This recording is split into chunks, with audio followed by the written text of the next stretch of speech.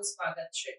PM મોદીએ charge સંભાળતાની સાથે જ પ્રથમ નિર્ણય લેતા કિસાન સન્માન નિધિનો 17મો હપ્તો જાહેર કર્યો। પીએમ મોદીએ સોમવારે ઓફિસે પહોંચીને ચાર્જ સંભાળ્યો છે। પીએમ મોદીએ ચાર્જ સંભાળતાની સાથે જ પ્રથમ નિર્ણય લેતા કિસાન સન્માન નિધિનો 17મો હપ્તો જાહેર કર્યો હતો। તેમણે સૌથી પહેલા કિસાન સન્માન નિધિની ફાઇલ પર સહી કરી હતી। પીએમઓ પહોંચતા જ કર્મચારીઓએ મોદીનું સ્વાગત કર્યું હતું। નરેન્દ્ર મોદીએ રવિવારે ત્રીજી વખત વડાપ્રધાન પદના શપથ લીધા હતા। મોદી 3.0 સરકારનો પહેલો નિર્ણય દેશના કરોડો ખેડૂતોને ધ્યાનમાં રાખીને લેવામાં આવ્યો છે। તેનાથી 9.3 કરોડ ખેડૂતોને ફાયદો થશે। આ દરમિયાન પીએમએ કહ્યું કે અમે ખેડૂતોના કલ્યાણ માટે પ્રતિબદ્ધ છીએ।